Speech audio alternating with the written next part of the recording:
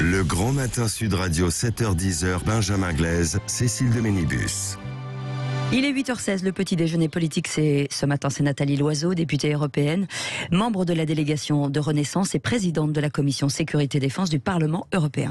Bonjour Nathalie Loiseau. Bonjour. Merci d'avoir accepté notre invitation ce matin sur Sud Radio. Au programme, bien sûr, la guerre qui se poursuit plus que jamais en Ukraine, les sanctions à l'égard de la Russie, mais également la campagne présidentielle en France et Emmanuel Macron, qui n'est toujours pas officiellement candidat à sa réélection. Mais d'abord, c'était l'image forte hier, le président ukrainien Volodymyr Zelensky, qui a été ovationné par le Parlement européen. Il a pris la parole en visioconférence. Vous étiez dans l'hémicycle hier, justement.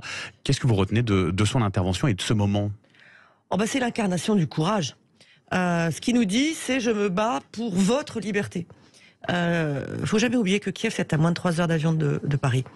Ils sont aujourd'hui persécutés, envahis, bombardés, parce que depuis 2014, depuis la révolution de Maïdan, ils se sont tournés vers l'Europe plutôt que de se tourner vers Moscou. Donc c'était évidemment très émouvant, évidemment ça suscite un immense respect, et la quasi-totalité du Parlement européen, sauf quelques-uns, et ça je le regrette parce que certains sont français, ils sont en soutien. Je vise pas, mais ils ont choisi les députés européens qui ont rejoint Éric Zemmour et Thierry Mariani du Rassemblement National ont voté contre le texte que nous avons adopté quasiment à l'unanimité sauf eux, consistant à soutenir l'Ukraine. Pour revenir au président ukrainien Volodymyr Zelensky, il a lancé aussi un appel de nouveau, finalement, ne nous lâchez pas, demander à rejoindre au plus tôt, sans délai, l'Union européenne, avec l'envie d'une intégration de son pays très rapide à l'Union européenne. Est-ce que c'est possible déjà, Nathalie Loiseau, et est-ce que vous y êtes favorable ? Alors, ça n'est pas nouveau que les Ukrainiens souhaitent rejoindre l'Union européenne. Ce qu'ils demandent aujourd'hui, c'est de devenir candidat à l'accession. Candidat à l'accession, ça ne veut pas dire que le jour après, vous êtes dans l'Union européenne. Ça veut dire qu'ils demandent qu'on donne un espoir, un horizon, une raison de se battre aux Ukrainiens, au-delà de protéger leur patrie. Et je crois que c'est symbolique, c'est un geste politique qu'il faut faire. Ça ne veut pas dire que demain l'Ukraine serait dans l'Union européenne. Elle aurait beaucoup de choses à faire. L'Union européenne a beaucoup aussi à faire pour se transformer, mais c'est donner un espoir à des gens qui sont sous les bombes. Quand vous dites symbolique, c'est-à-dire que c'est une prise de parole qu'il faut avoir sur le sujet ou vraiment l'acter ? Au-delà de la prise de parole qui a déjà été celle d'Ursula von der Leyen, par exemple, la présidente de la Commission européenne, l'acter, c'est l'unanimité des États membres au Conseil qui doit dire « Très bien, nous acceptons de considérer que vous êtes candidat ». Vous voyez que ça n'est pas un saut dans le vide ou un saut dans l'inconnu. Mais c'est un signe, et je peux vous dire, pour revenir d'Ukraine où j'étais il y a quelques jours, ces gens regardent vers nous, vivent avec les mêmes valeurs, le même mode de vie que nous. Ça ne veut pas forcément dire l'Union européenne demain. Mais nous savons que notre union va se changer, nous savons que le monde est en train de basculer. Ce qui se passe est un basculement du monde considérable et il est évident qu'on ne peut pas laisser tomber les Ukrainiens. Vous parlez de symboles, on sait que la symbolique a toute son importance, notamment dans ces périodes-là, mais en ce qui concerne plus concrètement les sanctions économiques qui ont déjà été prises par l'Europe, est-ce qu'il faut aller plus loin, est-ce qu'il faut les renforcer aujourd'hui ? Alors déjà, il faut les mettre en œuvre. Elles ont été décidées avec une vitesse absolument exceptionnelle. La semaine dernière a été consacrée à je ne sais plus combien de réunions du Conseil, donc les ministres, les chefs d'État et de gouvernement se sont parlé par téléphone. Les sanctions financières, économiques ont été actées techniquement hier soir, donc j'allais vraiment dire à la vitesse de la lumière. La livraison d'armes à l'Ukraine est aussi quelque chose que l'Union européenne n'avait jamais fait, l'Union européenne en tant que telle. Si j'ose dire, nous avons passé le week-end là-dessus en nous disant qu'il était temps de faire ce pas en avant, donc ça va très vite.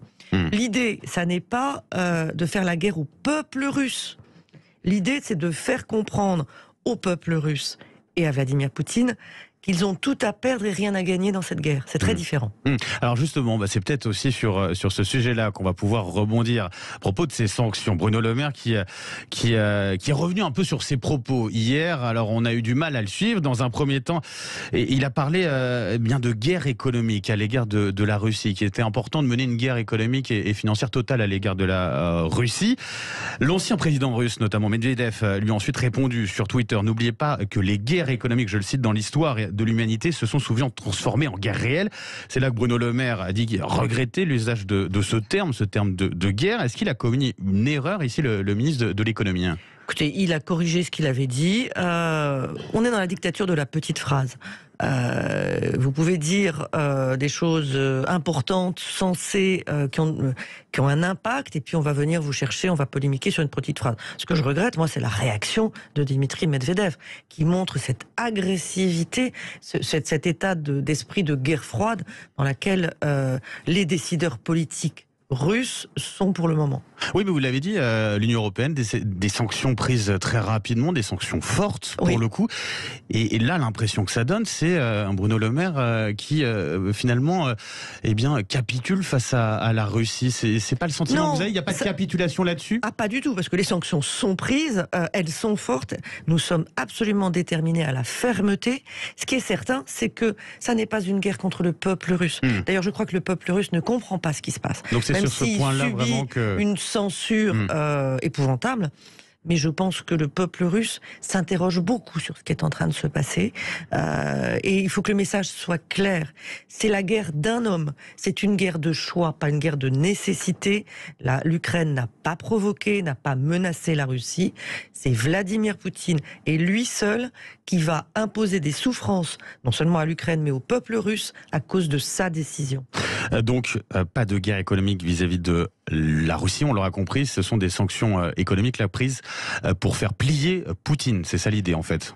Pour montrer que le prix de la guerre, le coût de la guerre est beaucoup plus élevé que le coût de la paix. Pour revenir vers la diplomatie et arriver à la paix, c'est ce que nous souhaitons tous.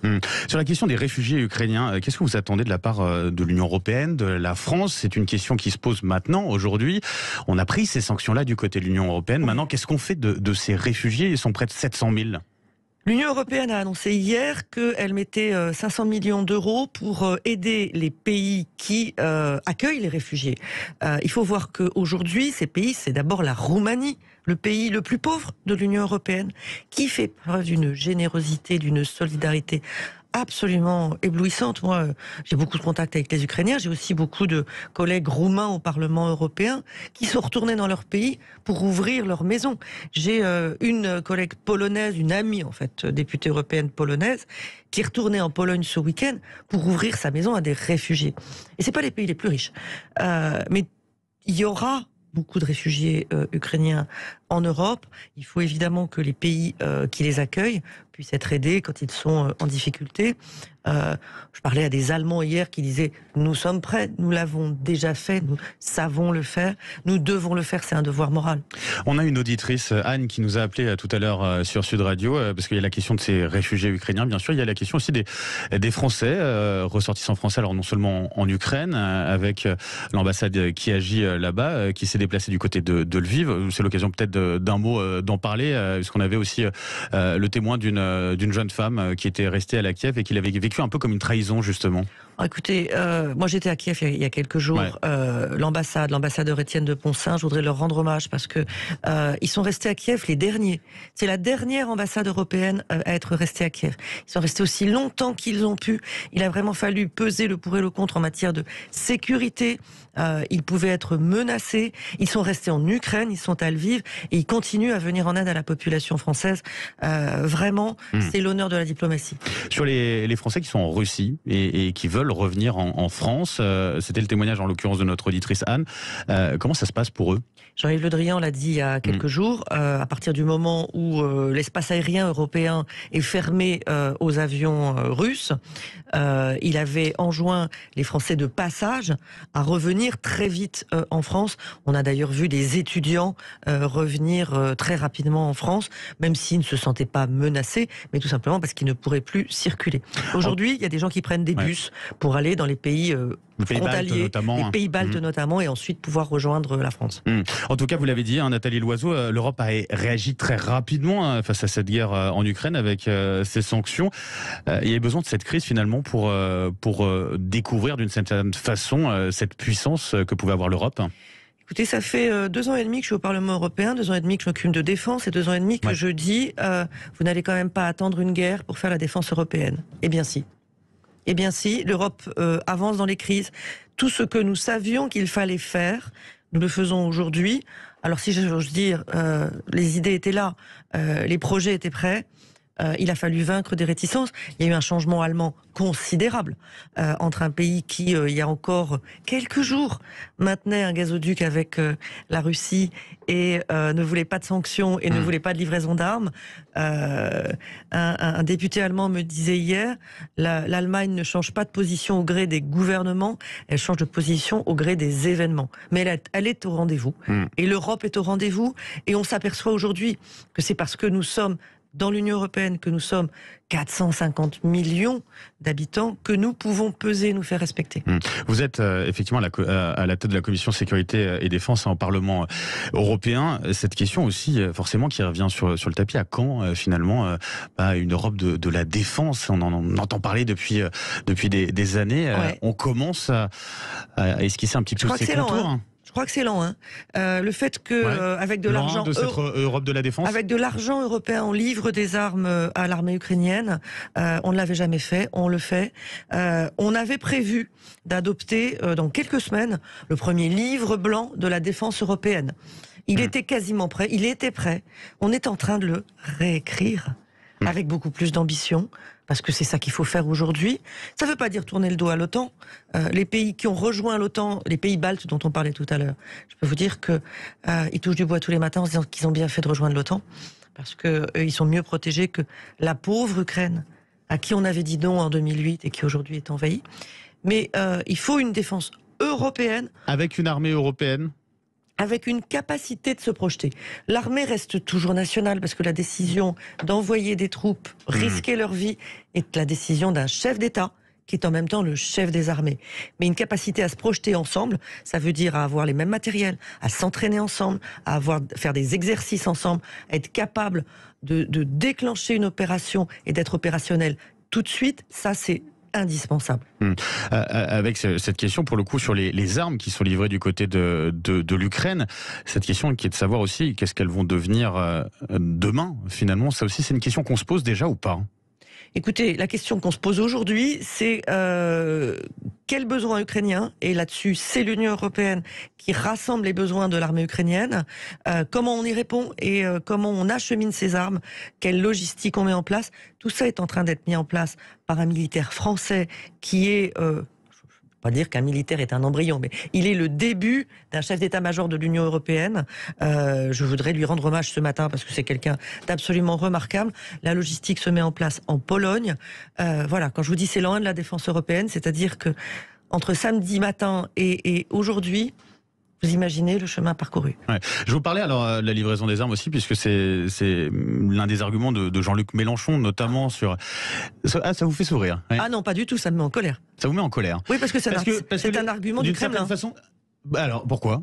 Parce que c'est exactement les éléments de langage de la Russie qui... Et vous parlez de Jean-Luc Mélenchon, vous avez raison. Je vous renvoie à l'interview de Madame Le Pen hier soir qui dit la même chose, qui dit « Pas de livraison d'armes, ça ferait de nous des belligérants ». Alors je vais vous dire une chose. J'ai perdu mon père il n'y a pas très longtemps. Mon père était résistant.